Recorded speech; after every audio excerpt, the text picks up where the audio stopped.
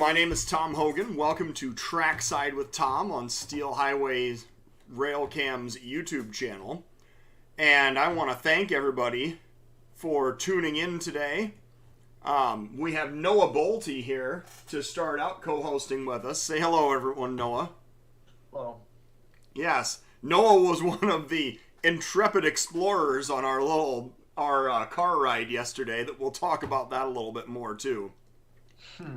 Yes.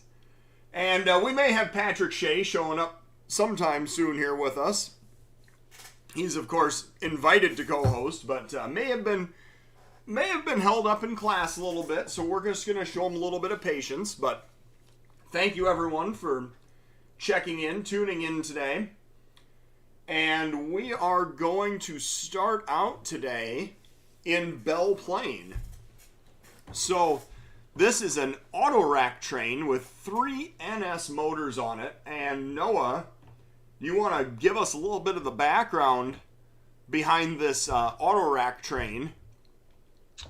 Well, you know, if it's like every other NS auto rack train that's come through here since the cab signals have gone down, this is most likely the Gibson, Indiana to North Platte manifest, they call it, because technically it's not an A symbol. They still call it an M because there are places that it'll switch out. Now I don't know which places it does. I think no, that's wrong. It actually switches out Global 3 every once in a while, because I remember hearing about that on a heads up post a while back. But yeah, no, so it's from Gibson, Indiana to North Platte, and you're thinking, you know, why is a UP train coming from Gibson, Indiana? Why is that in the symbol? Well, it's not actually UP tracks over there. It's the Indiana Harbor Belt, but they're I think they're are they one of the collectively owned, like, terminal railroads where, you know, each class 1 has a certain stake in it? Is that the Belt? I can't remember which one. The Belt Railway has, I think it has 4 or 5 class 1s that all have part ownership. The harbor is jointly owned by CPNS and CSX. Yeah, I think that sounds about right. Yeah. So yeah, this comes from one of the 2 big terminal railroads in Chicago. Right. And so, you know, usually has NS power. It's a pretty safe bet. In fact, we saw it with NS power yesterday when we were out. That's right. So, as we're looking at the Clinton sub here, we can talk a little bit about our day out yesterday. Obviously, we had some technical issues during the course of the day, but I think that once we got the cell phone feed going yesterday, people started to tune back in again. We had about 20 people tune in live for the second half of the program, where we actually had some decent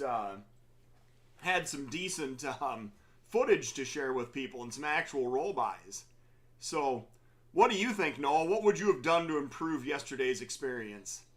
Well, I think the obvious thing would have been to have the stream going horizontally, right? But we just didn't know that we would be locked into the one thing by starting the way we did. Like, I didn't personally see the phone live stream begin, so I'm not sure like how the screen looked and how all the settings were, but I guess once you're locked into vertical mode, you have to stop the stream to switch it to horizontal. So that's just the way it is, and we didn't know it.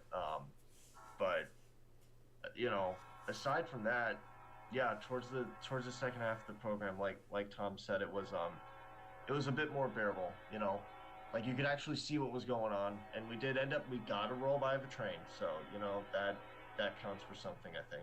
Well, a couple of them, yes. Yeah. Oh, yeah. Well, we did paste that empty coal train. That's right. Uh-huh. All right, I found an eastbound here. Some pretty standard UP power. It looks like an Ace and a GE leading. A unit ethanol train. Oh, yeah. Eastbound here by the Belle Plaine camera. So yes, part of the reason I started out with Belle Plaine was because, of course, this is also part of the Clinton sub, although further west from where we were yesterday. And I felt like it made a good segue into our expedition yesterday that met with some limited success, I suppose would be the best way to put it. We definitely worked out some technical bugs, but we're not going to give up easily. We're going to try to make this work again. Because, the idea of doing a live chase of a train, I really like the idea. But how do you execute it, right? How do you execute it and make it interesting to people and give them something that's worth watching? So, that's the biggest question. Right. And, yes. Oh, yeah, Eric Morris is over there. We stopped in and saw him in Lisbon yesterday. So, yes, we had some fun yesterday, but we just weren't able to broadcast very much of it live. That was the problem. Mm-hmm. Yeah. It's to be expected, It's a trial run, right? It is. So as we continue to roll by this loaded ethanol train that's running east and seems to be just continuing to drag down as he gets further and further into the grade here. That last train that we saw go by the hill at Mount Vernon at Irish Lane yesterday, that thing was really dragging. It was one motor in a very long intermodal train. And we didn't even hang around to roll the whole thing by. Yeah, no thank you. Right. It might have been cresting the hill at 12, 13 mile an hour. It wasn't moving very fast. Mm-hmm. They put just the absolute minimum amount of power that could be on that. Right. And we never even saw if it had a DP on the rear or not. Oh, it did. All those ones do. There's no way that a single engine could have done all that. There was definitely something halfway through, or at the end. Probably halfway through, though, because that's usually the preference with those 40-foot trains. Yeah. Well, here's the DP on the loaded ethanol train, working his way up grade.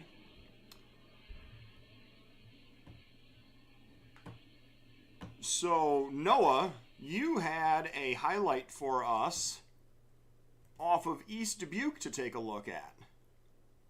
Yes. So, actually, I think I've got a couple here. So, first off, let's hop to 729, if you could do that. Yes, that's the one I've got pulled up, actually. Oh, okay. Are you on the west-facing cam? The west-facing camera, that's right. Okay, I'm not sharing my screen with you. How rude of me. Oh, hang on a second. Yeah. We're going to fix this really quick here. There we go. Share screen. Alrighty. All right. So, go ahead and play from here, and then after this, I actually have 2 other timestamps that would be worth looking at. All right. So we have the gates just coming down at East Dubuque. And we're going to see an eastbound move.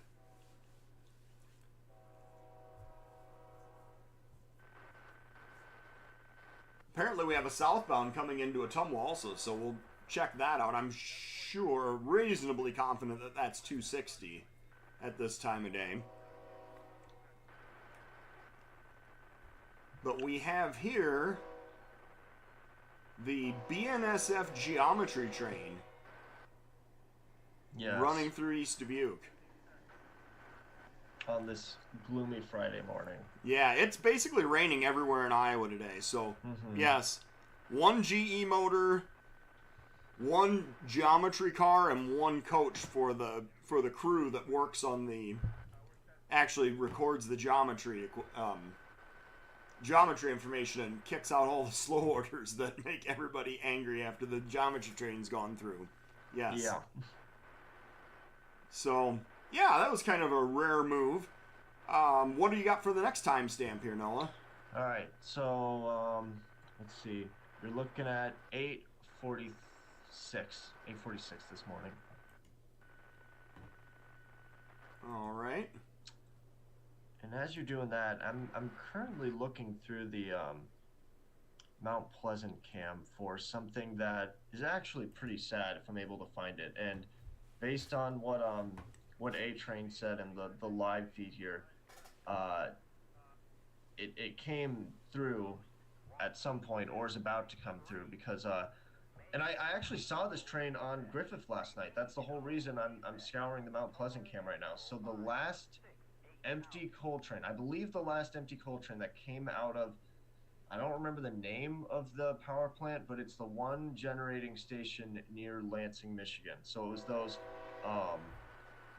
Bethgons that kind of had like the pinkish purplish little I guess color on the end of them.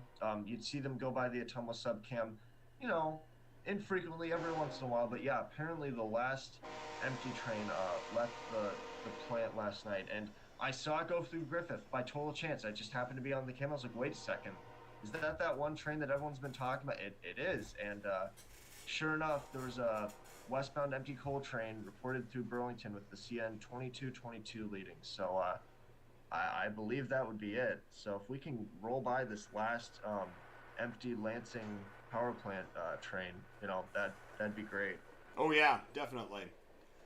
So this manifest that you had me find the timestamp for, it looks like it had a bnsf leader with 3 CN motors on it. Yeah, speaking of BNSF and CN trains, yeah, I just was kind of surprised to see all those on there, but yeah. And you don't have to roll by the whole train if you don't want to, because we have another one at 9:02 that's an intermodal, and nothing super interesting leading it, but again, you got some interesting trailing power, so we'll take it. Yes. I cannot seem to find that empty coal train. I know it was through Burlington at whatever, but that doesn't, I guess, necessarily mean it's been through Mount Pleasant just yet. But I will keep the cam up and keep an eye open for it regardless. Oh wait, no, it did come through. I just found it, and no way. Oh, we've got a great highlight coming up. All right. Yeah, whenever we're done, we might even want to skip this thing at this intermodal at East Dubuque. Honestly, okay. The next highlight, because this one's pretty cool. Well, let's switch over to the Mount Pleasant downtown camera then. Oh, this is probably, I think, the coolest one of the coolest highlights we've ever gotten from the downtown Mount Pleasant camera. This is yeah, this is cool. So timestamp wise, you're looking at basically 10:59 exactly. Okay. Not too far back in the past, we're seeing that it literally is raining everywhere in eastern Iowa. Oh yeah. You can't escape it, no matter which camera you go to. 10:59, you said? Yep.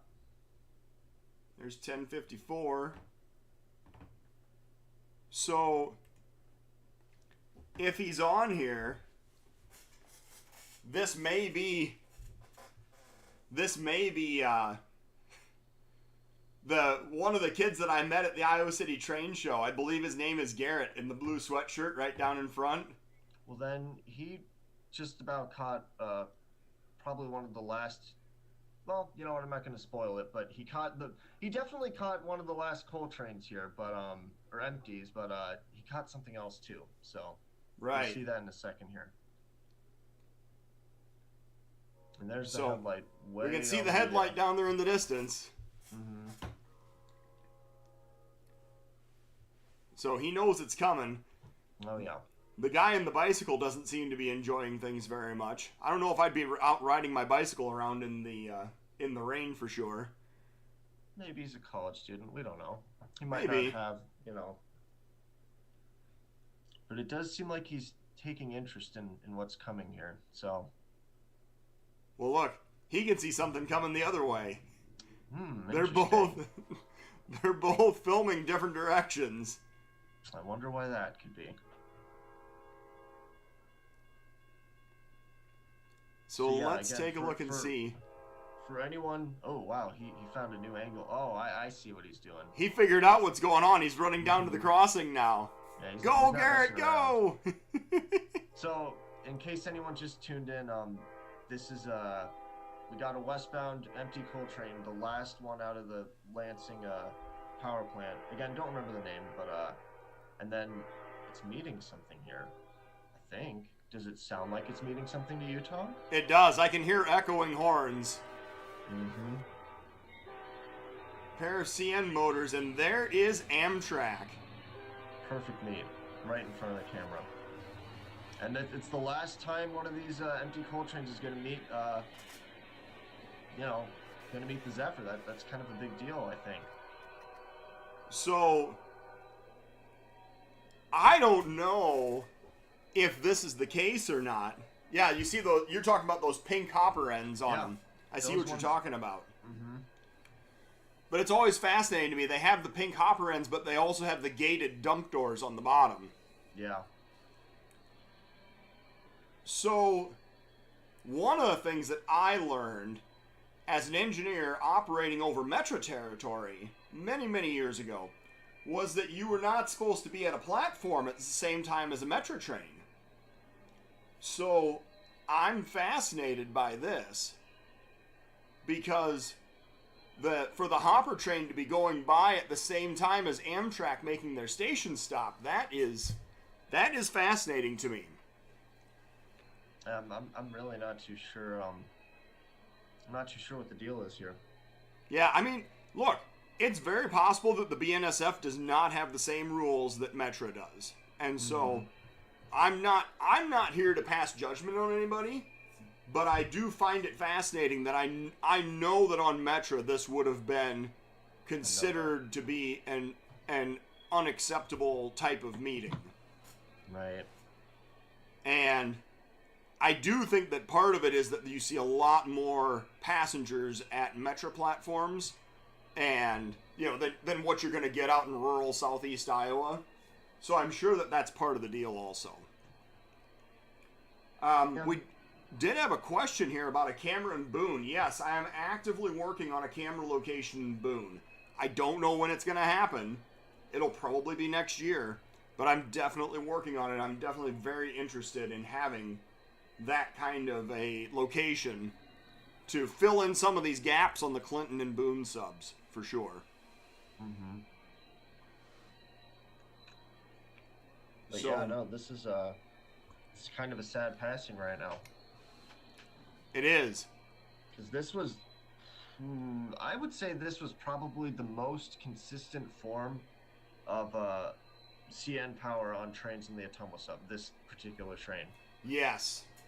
So, kind of sad to see it going. And again, I saw it on Griffith last night by total chance, and that's what alerted me. I was like, oh, I should probably check out Mount Pleasant tomorrow morning and see if we can get this on Trackside. And look at that, it lined up pretty much perfectly. That couldn't have been any better timing, really. Yeah. Now, do you know, or did you happen to catch what the timestamp was at Griffith last night? I actually screen recorded it on my phone, so while I don't remember it now, I will go grab my phone and take a look at that, actually. Let's see.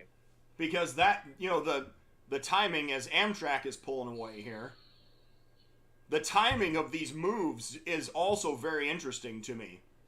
As far as how long does it take to get from point A to point B? Because in this case, they would have had. Make a guess? Would you like to make a guess? I would say a minimum of 12 hours. Do you want to get even closer than that? Sure.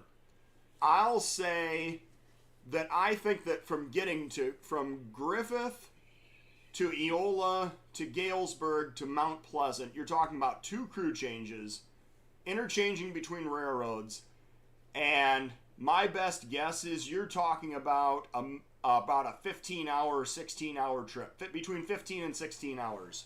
Well, this guy was rolling over the GT, crossing the J Diamonds at 8:54 last night.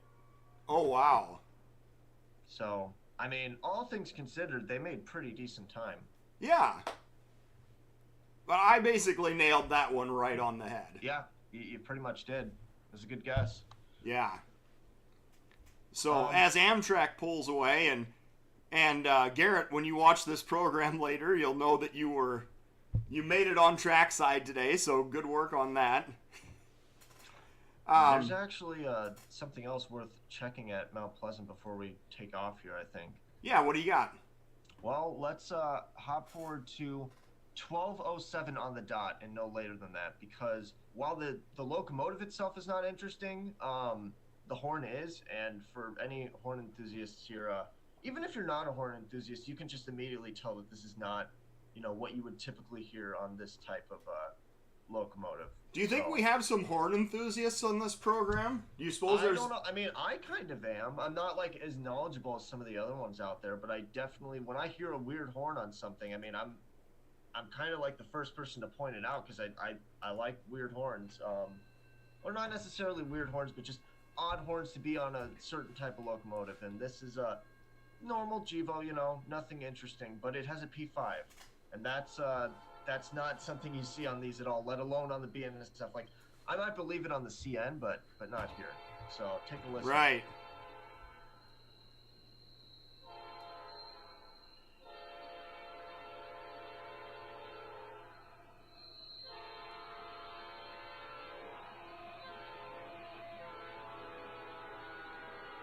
So yeah, 7102 for any horn people out there. I guess you can look up videos of that on YouTube if you want to find even better audio of it, but pretty interesting. So this is also interesting. Tri-State Rails. I'm actually not familiar with who Tri-State Rails is, but he's apparently in Cedar Rapids, and he just got hailed on down by Beverly. That's Sam. Oh, it is? Okay. Yeah. So, I hope our van's okay. He said, luckily nothing broke. Okay, that's good to know, because I was like, way to casually drop that our car might be, All right. So you want to notice something else here as this train is rolling by? What's that? You see how the camera is actually shaking a little bit. Oh, yeah. I was actually going to mention that earlier, yeah. This camera is being held in place by 200 pounds of sandbags. Mm-hmm. And it's still doing this as the train is rattling by.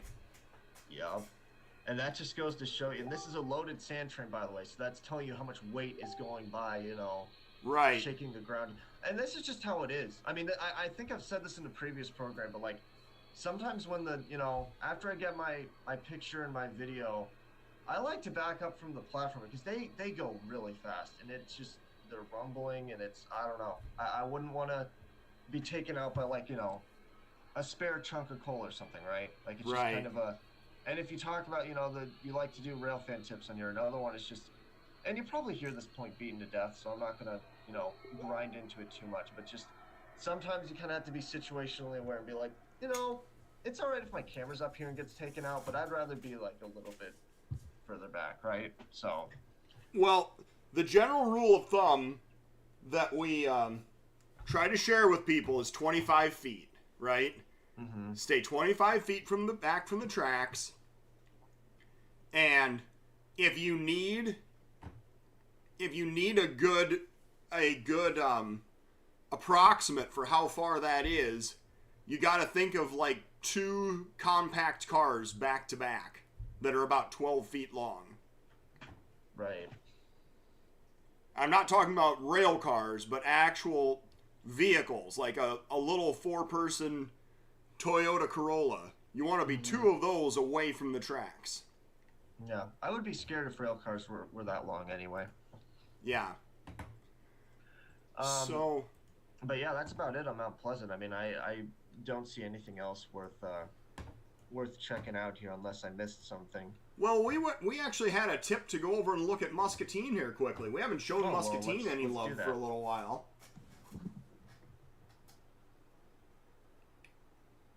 And we'll just go ahead and back this up.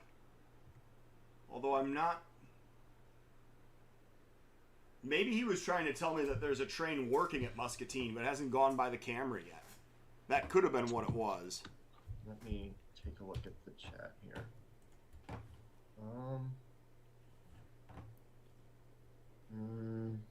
But either way, we do have a known sighting at the Ottumwa CP camera, so we'll check that out. All right. And actually, after that, While we're in the Canadian Pacific mood, I'll direct us to something interesting I saw in Bellevue last night. Oh, for sure. And I know. I kind of have a little bit of favoritism when it comes to finding highlights from Bellevue, especially at night. But I'm sorry, it's just such a great night location. I love it. I will unironically just keep that running in the background sometimes at night just to see what comes through. It really is. And in a couple of weeks here, when they decorate that place for downtown, decorate downtown Bellevue for Christmas, it's going to be really beautiful. Oh yeah, I'm excited for that. I always look forward to it. Hello, Patrick. Hello, I'm here now. Patrick, welcome. Good to see you. I see you've changed your profile picture to the 261 now. Have I? Oh, right, yeah. Yes. So while we're waiting for the Canadian Pacific 261 train to show up in Ottumwa, you can share with us a little bit of your trip that you made out to Minnesota. That was interesting, to say the least. Yes. Oh, I see some headlights. We're gonna have the CP rolling by here, going uphill very quickly. So our 261 trip consisted of waking up at 4 in the morning. Evan Weber came down and picked up me and Robert in Iowa City, and we drove up all the way to Chanhassen. And then we chased 261 for the entire day, and then just drove back. We did have a plan to try and find the Minnesota commercial, but that ended up not working out just because of the amount of time that it took. All right. What time did you guys end up getting home then? We got back, I think it was around 1:30 in the morning. Yeah. The next day, so not too bad. Not too bad. Yeah. It could have been worse. Well, welcome to the program. This is a long block of Muscatine cars on the 261 that were right behind that 5-pack of intermodal on the head end. Mm-hmm. All these SHPX and SHQX cars, they all go to Monsanto in Muscatine. And then there's a bunch of UTLX UTLX tankers that go to Union Tank, which is actually a repair facility in Muscatine. And that's UTLX is literally Union Tank Leasing. Where they clean out cars, they repair cars there, all kinds of stuff. But yes. It's a good thing that it's a good thing that the screen share glitched out when it did, because if I had seen those intermodal containers going by, I might have been tempted to interrupt Patrick, but I'm looking at the feedback on my phone now, the little bit of delay, and I'm seeing them go by, and you got just about one of every domestic container that CP's been frequently in comparison to all the years where they haven't been, but that they've been frequently bringing up on these 261 trains. You got the Bison container, which I don't see that on any other railroad. These are all unfamiliar names to me. There's Yankee, which I have heard of before, but just, but they were all domestic containers. That's something worth noting. So it wasn't anything from some port in Mexico. These were 53-foot containers. So I think that's interesting, personally. I don't know if anyone else pays attention or cares about that, but it's kind of cool. Definitely.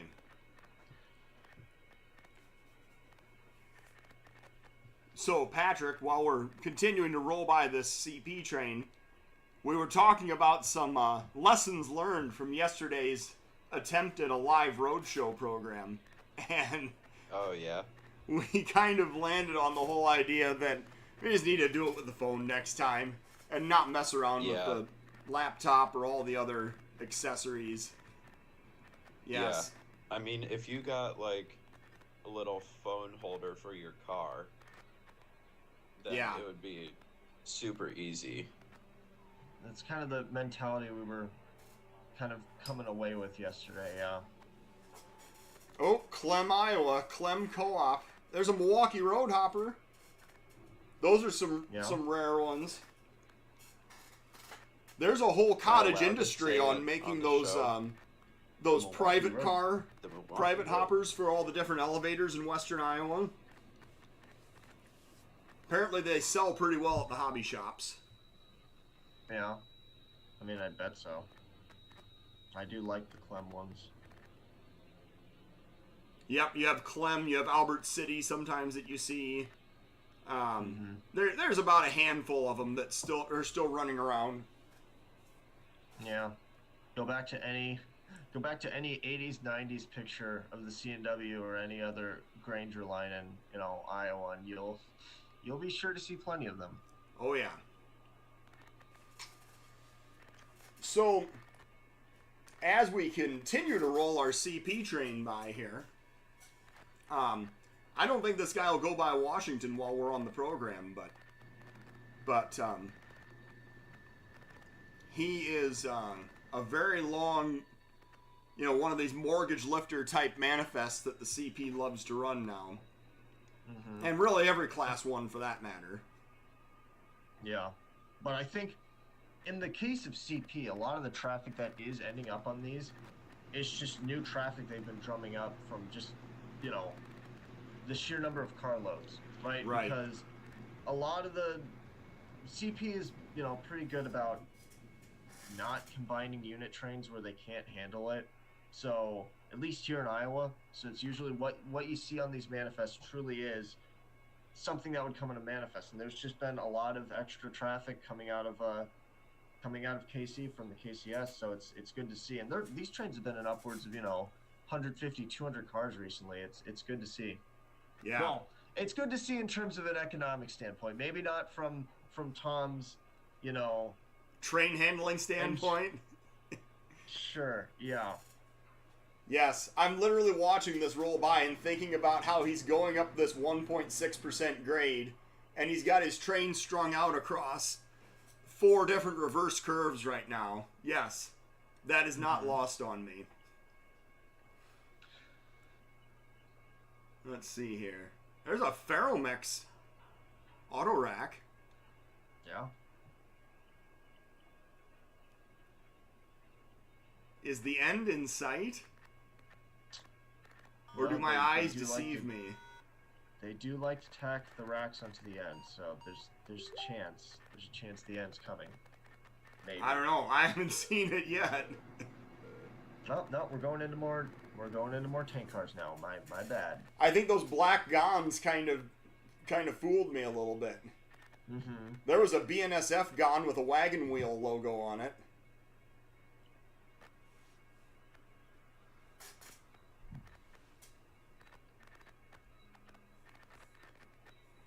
So yeah, this is this is an impressive manifest. Yeah, it really is just a little bit of everything. Uh-huh.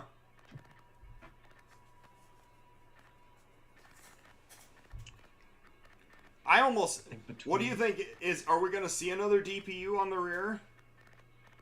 And I mean, was there already now when you screenshot this whole thing going by? Was there ever a point where a DP went by and I didn't mention it or didn't see it? Yeah, there was a mid-train DPU. It had Beaver logo on it. Oh, there was.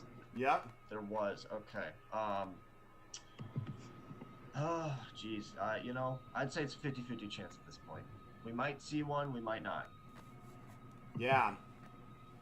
Canadian Pacific Hopper with the boxcar door open. Yeah, look at this. 2 more. We got an executive Mac. Wow. This is exciting. This is a long 261. Holy yeah, crap. it is. He had mid DPUs and rear DPUs, and yeah. Well, you know what, Tom? At least you can walk away with this with confidence that they've at least got a little bit better train handling than they would otherwise, you know? Well, right. Going up this hill with 5 SD40s to pull your 15,000-ton train, that's a little different train handling than with a bunch of AC units for DPUs. Yes. Mm-hmm. Honestly, I would rather see 5 SD40s pulling a train up that hill. I'm sure you would. I'm going to argue with you on that one. I have no doubt that's what you'd rather see. But when they start slipping the wheels and you're sweating bullets trying to figure out how you're going to keep the thing moving, it's a little different story. So, yeah, you know. Well, just do what the SP did, and they have like 10 mid-train DPUs spread throughout the train. Right. But I think those were all manned helpers is what you're thinking of. So, I think they were, though, yeah. Yeah. Let's see here. We can switch back over to Belle Plaine. All right. Once we're done with Belle Plaine, though, I do have those Bellevue things to take a look at. Yeah, definitely. Sam had mentioned that there was an eastbound at Belle Plaine, but I don't see it now. Unless it probably hit. Oh, here it is. Oh, there it is. Look at that. Ask and ye shall receive. Grimy, very grimy. You think the rain would be doing him a favor cleaning things off? No, this is typical UP fashion grime. Rain ain't gonna do nothing. That's on there for life till they actually power wash the thing. So yeah, here we have a domestic container train and just a single motor on the head end, so I'm guessing we're not going to see any of the express mail type traffic on this. I wouldn't think so. We saw this is basically the exact same train that we saw yesterday. Well, I guess minus the type of containers they were. Well, right, I'm talking about single unit on the head end. Yeah. Something midway through. Mm-hmm. If we have that, yes. I would guess so. It's very, very infrequent that you just see one locomotive on an intermodal, especially like these days. Right. Hub Group, EMP, XPO Logistics, yes. All of the domestic carriers kind of represented in different ways here. Mm-hmm. All the various ones that UP has, either made or sunk their nails into. Right. It's pretty typical stuff. Although some new additions, I would say, at least in quantity, some new additions are the Schneider stuff, because UP's been slowly but surely kind of draining some of their traffic away from BNSF. So. Right. It's kind of worth noting. Oh yeah, I guess we didn't talk about this at first, but this is I put in a new webcam here at Belle Plaine also. So, this has a little, I don't know, I think it has a little longer view to it. I think it's definitely better resolution, so. There's a guess here that feel this like is it's a little bit wider angle. But that just might be because of the building at the bottom. Well, no, I think it's a fisheye lens, it looks like. There was a dome style camera here. I took that out and replaced it with the bullet style camera. So it is a wider angle, yes. This one is a 123 degree angle on it. Oh, that's nice. Yeah. Or 123 degree field of visibility, I guess would be the best way to say it, yes. And now we've got a good cut of maritime containers here. Yes, the ONE, the Ocean Network, K-Line, Hyundai, all bringing up the rear.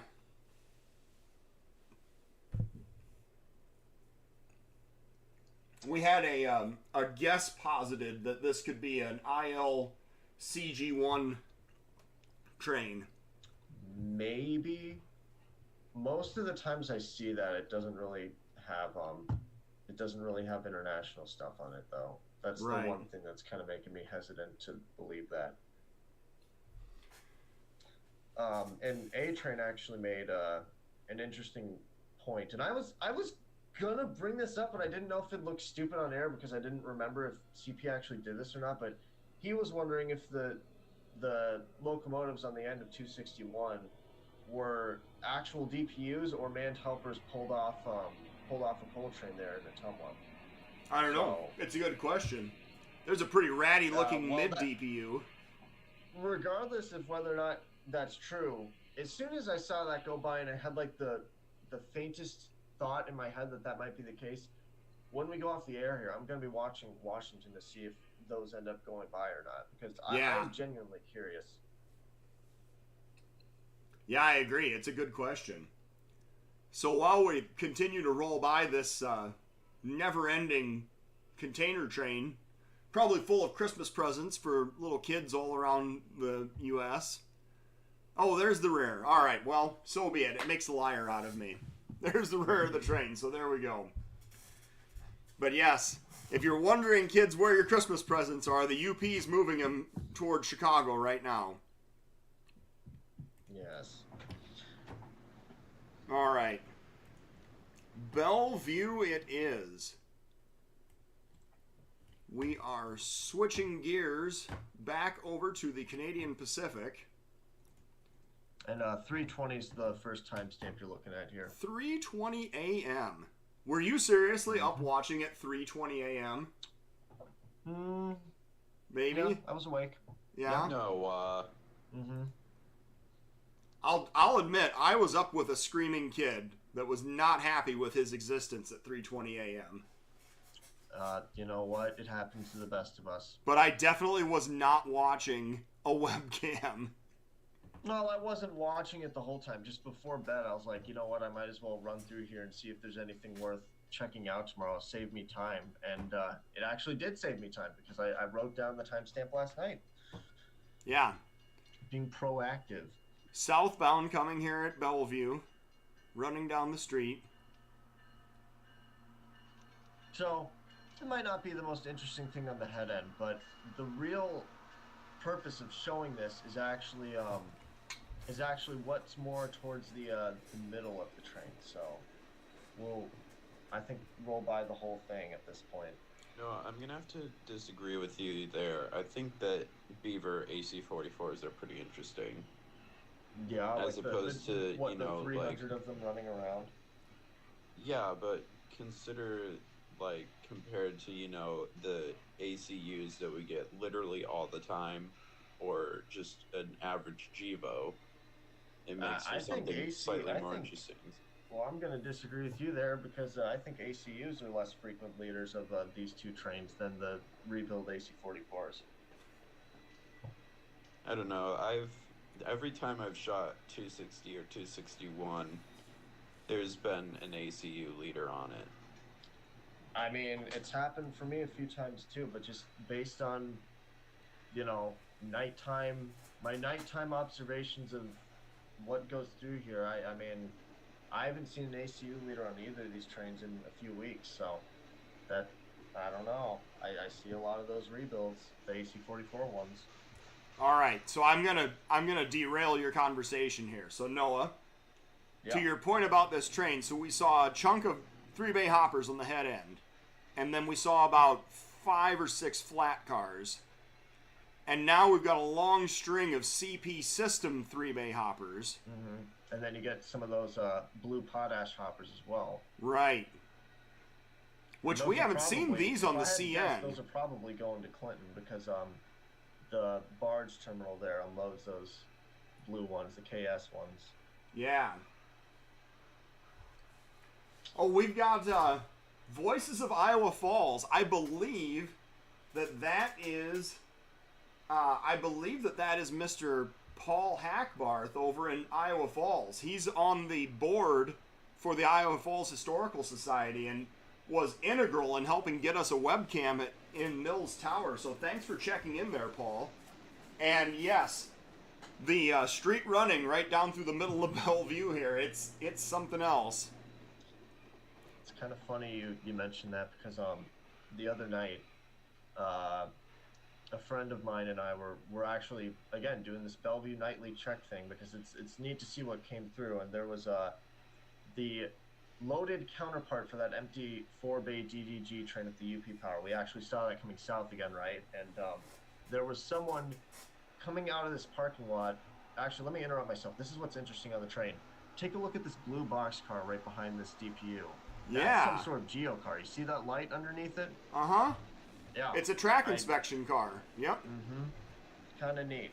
So that was the main draw of this for me today.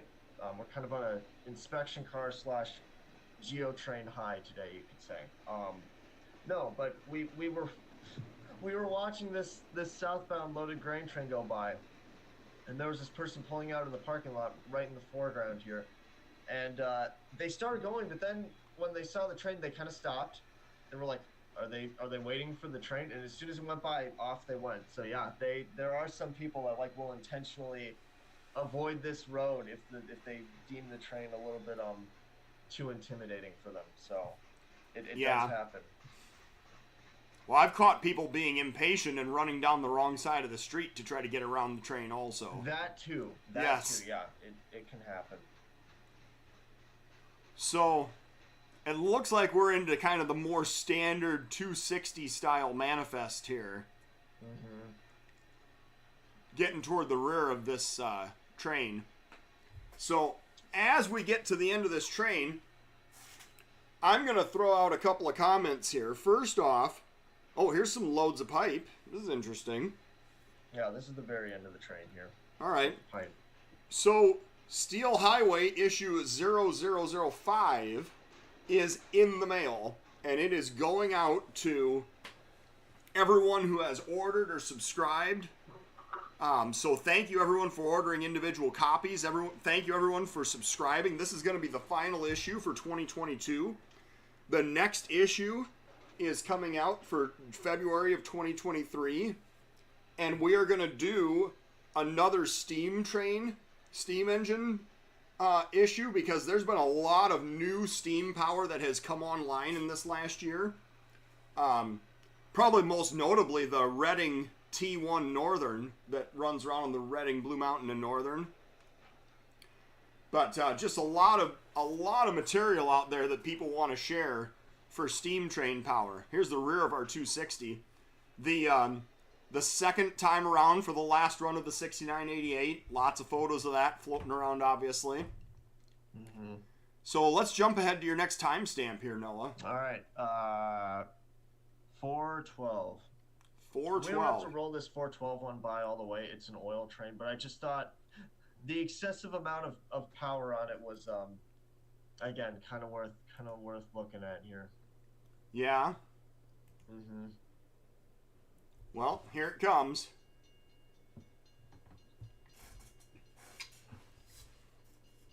So is this a northbound train? I'm taking it. Yeah, northbound empty oil train.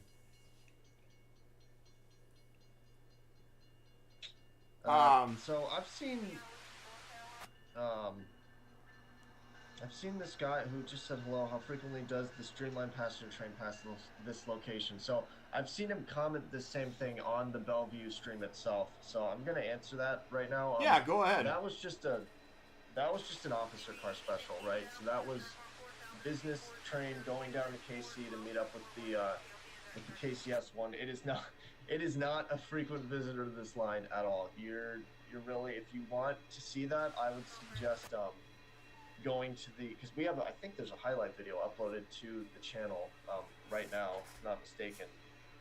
And if not, then there will be one at some point of that train passing all of the various cameras throughout the eastern part of the state. So yeah, it's just a cool looking thumbnail. It's not necessarily a weekly or even daily visitor.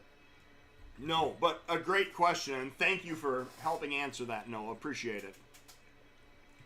And it really is kind of a one-off event when when the KCS CP and running their Royal Canadian train down to the KCS. Yes, definitely a one-off event. All right, so unless you truly feel like seeing the DPU go by here eventually, we can just skip ahead whenever you're ready. No, it's fine. I saw there was a plethora of BNSF power behind the CP leader up there. Yeah, the DPU is not quite as interesting, but it is there nonetheless. The only point that I would make as we're rolling this by is that I would guarantee you this was a Green Island meet. Oh yeah, for sure. That's not even a question. Yeah, right. That's the only place they could have in that time span. Yeah, absolutely. Well, right, but there are things that we might take for granted that other people may not inherently understand. There's a Green Island sighting. It's about 10 miles south of this location, and that these two trains had to have met at Green Island for them to have two trains going in opposite direction this close together. It's it's guaranteed that's where they met. So, yes. Let's move on. What's your next timestamp there, Mr. Noah? All right. So, let's hop ahead to 10:42 this morning. 10:42. Got a daylight train. Yeah, I know that's rare for me here, but for some reason CP tends to run half of the trains at night here, including both manifests. So, you suppose that the Sabins had You suppose the Sabins had a say in the operating plan on the Marquette sub? Oh, I don't know about that, but let's say they did. How about that? I mean, look, I love the Sabins. They're hosting the webcam with us up in Manly at the Manly Junction Museum, and I have absolutely no quarrel with them. But because of the number of Iowa Northern trains that we see at night, sometimes it's a question that bears asking. What time was your timestamp? Oh, 10:42. 10:42. Somehow I missed it. All right. It's a very short train, so I can understand if you didn't see it the first time. All right. Well, here's 10:40.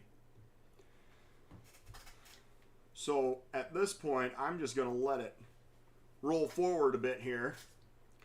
And while we're waiting for the train to show up, I'll talk a little more. We were talking about the next issue of the Steel Highway. The current one's out in the mail today. I picked up my extra copies from the printer this morning. And I am going to be taking extra copies of Steel Highway. I've got hats. I've got camera straps now. And I'm going to be at the Dubuque Model Railroad Show on Sunday from 10 a.m. to 4 p.m. It is at the Dubuque County Fairgrounds. And I will be, I have a vendor table there. You can come over and say hi if you're in the Dubuque area on Sunday. And you can certainly come over and order a magazine or purchase any of the gear that I have for sale now. And, just come over and stop over and say hi. I'm hoping that I'll have power again and I'll be able to set up a table and be playing some of the live streams while we're there at the show.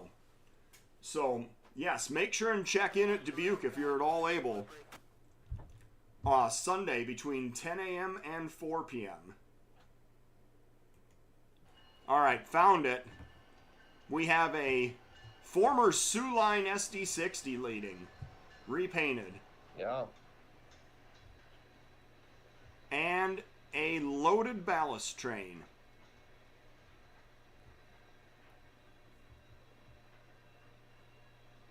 We'll have to see if the loaded ballast train ends up going by any of the other cameras further south.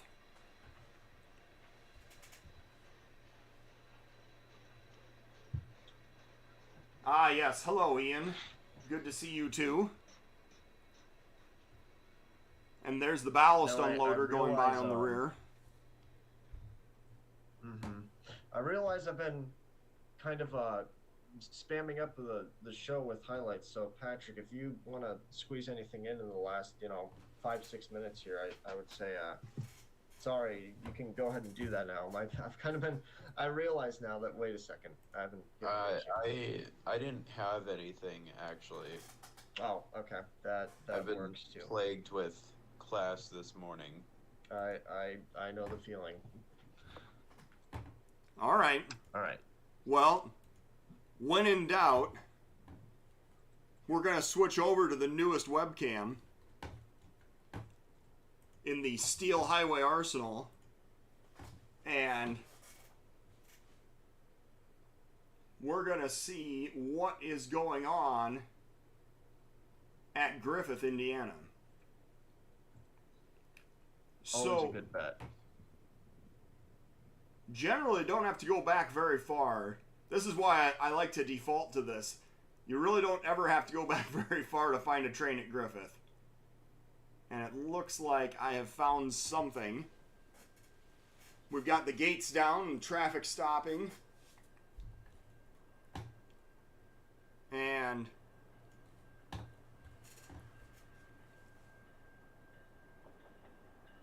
we have an eastbound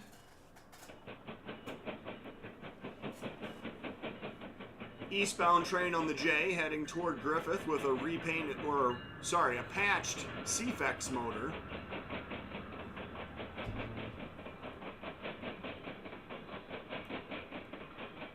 And I don't know, maybe some of our eagle-eyed observers up in Wisconsin can let us know if this is a train that went by the Stevens Point or Neenah cameras earlier today. This is interesting to see all these center beam flats going by eastbound. We usually see these going by westbound to get loaded in Western Canada. So, I'm kind of wondering, these might not be, because sometimes center beams are used for other products, right? And yes. I saw at least for the first couple ones, it kind of had that little, divot that goes down. I'm not sure like what you'd actually call that, but I don't know. I'm thinking these might not be ones that carried lumber after all, because just the sheer quantity of them, you know. Well, yeah, it would seem like there's not a Wisconsin train we're being told. So yeah, I guess that kind of confirms it. The center beams go to Kirk to get on M347. Well, that would make this a transfer move then, of some sort. That's kind of a goofy looking red flat car there. It almost looks like something you'd load like equipment on, like Caterpillar equipment. Maybe. Got some loads of telephone poles in these state cars. I actually did find a pretty decent consist on one of the local transfer moves here at Griffith. And yes, there might be one of the ST70s leading, but behind it, I would say there's a decent variety of things besides that. If you want to pop on over there as we close out the show here today. Yeah. I'm sure this has been talked about, but what were those 3 Amtrak units doing at the Griffith camp at one time? This does deserve an explanation. I think that we had the conversation privately, but maybe not on an episode of Trackside. So, those 2 P-42s went over to basically a repair shop that's over in Gary, where they do body work if the Chargers get in any sort of grade crossing accidents or have grade crossing damage. And they took the 2 P-42s over to this repair shop. They split the P-42s, put the Charger in the middle, and then ran back to Madison to the connection, and then up through Homewood to get to downtown Chicago, return to home rails. Just a really odd move. It was. Be surprised if we catch that again, honestly. Yeah, no, I would be too. There was one of the new Chargers that got into a grade crossing accident just not too long ago. Oh. I don't know if they always go to that shop. Yeah. So we did have a couple of answers here. That red flat car, that's apparently a hospital car for derailed cars that lost their trucks. And yes, Jordan and Henry up in Nina both said the same thing. Hello, Jeffrey. Nice to see you. All right, what was your other timestamp there, Noah? Oh, let's hop over to 8:25. 8:25 a.m.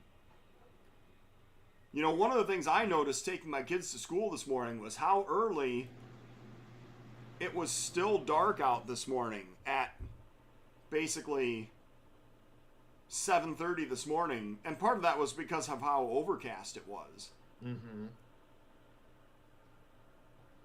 But, yeah, it was, you know, 'tis the season, right? Yeah, kind of a cloudy, gloomy, rainy day. Pretty much on all fronts here. Every camp we've been to, it's just been about the same, you know. Yeah. So here comes our transfer move. And this is going, I believe, going to be a westbound move. Correct.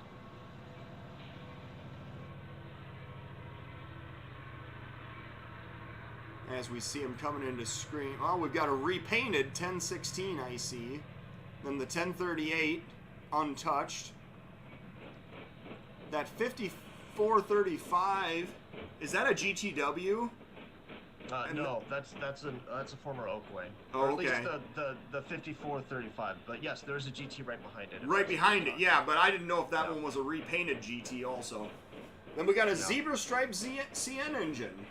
And interestingly enough, that zebra stripe CN engine, guess where that came from just the other day? Huh. 2 days ago. Where'd it come from? 2 days ago, it came in on M338, which also, for those who don't know, that's an Iowa originating manifest. The only Iowa originating manifest, by the way, that, you know, it comes through here as well. And so does its counterpart M337. But yeah, we saw that zebra stripe coming, and that's been out in like western Iowa for the longest time, on locals between Council Bluffs, Sioux City, and all the above. But yeah, no, it came out here, and I guess now it's leaving Kirk and on its way somewhere else. So kind of interesting. Yeah. So after this roll by, I have one more thing to share, and I know it's the very end of the episode here, but we're gonna shoehorn this in. There is a new webcam to talk about, which is, it is not one of mine. It is Northern Transcon Railcams up in Minnesota, and I'm just gonna go ahead and pull this over. I didn't realize we're already at 102 here, so we're gonna pull this right on over here. This is Brainerd, Minnesota. It is in the former Northern Pacific shops in Brainerd, Minnesota. And this is part of Otter Trail and Northern Transcon Railcams. So this is on the BNSF line that runs between Staples and Duluth, former Northern Pacific. And this camera is actually up pretty high on a side of a building. So Rich Liu is the owner of Northern Pacific, or excuse me, of Otter Trail Webcams. And he and I met when I was on my way up to Duluth back in August. And we actually had dinner at a restaurant that's called Notch 8, a really good pizza place up here in this Northern Pacific Center. So it's all these former shop buildings and Northern Pacific buildings that they converted into strip malls and commercial areas. So we ate up here, and we were sitting right next to the BNSF thinking, you know, this would be a great place for a webcam. And so we talked about that among other things that night. And Rich followed up with the owners of the Northern Pacific Center, and now he has a webcam in Brainerd, Minnesota, which I'm going to claim something like 2.5% credit for giving him the idea, I guess. Because I basically told him I want to meet here and have dinner. And it just kind of worked out that it was also this fantastic webcam location. So, anyway, congratulations to Northern Transcon for getting another webcam location up and looking at the BNSF up here in north central Minnesota. So, all right, program notes for next week, and then we're gonna call this a day. On Monday, I am gonna try to do another road show. I'm gonna be driving out to Clinton in the morning and driving back in the afternoon. And I'm gonna take my phone with me. And if I have the opportunity to, sometime during the day, during that trip, I'm gonna go live from the car and hopefully do another test of the mobile monitoring technology, the mobile follow-along technology there. So I'm gonna do that on Monday. Tuesday, we are gonna do a prime time episode. We're gonna do it. We haven't done this for several months now. We're going to have a 9 p.m. episode on Tuesday night, and we're going to highlight some of the photography out of the new Steel Highway issue and talk specifically about the magazine on Tuesday night. And then on Wednesday, we're going to do, well, wait a second. I think that Wednesday, let me just double check my calendar here. I think we're going to do a noon episode on Wednesday. If I look ahead to next week, that yes, there's going to be a noon episode on Wednesday, and then Thursday, we are getting another webcam. This one is going to go into Port Byron, Illinois. You're going to see the CP Nitron sub, which I know everybody is extraordinarily excited to see a one train a day operation. I am. But you're also going to see, across the channel, you're going to see the CP Davenport sub as well, and trains going through LeClaire, Iowa. And the channel is fairly narrow there that you'll be able to see them across from both directions at that location. And it's going to make it the second barge cam too, in a way. It is. There's not a lock and dam that's in view, but you will see barge traffic for sure. It'll be the third. Because Trempealeau and Muscatine. Oh, Muscatine, right. I you know what? I forgot Muscatine exists. Yeah, it's okay. Muscatine, Trempealeau, and now Port Byron. Yes. Mm-hmm. So for all the barge enthusiasts out there, that's going to be another barge cam for you, yes. So those are our programming notes for next week. And thank you, everyone, for tuning in. Thank you, Patrick, for being on here today. And thank you, Noah, for being on here with me today. Absolutely. And everyone have a great weekend. I'm going to sign off.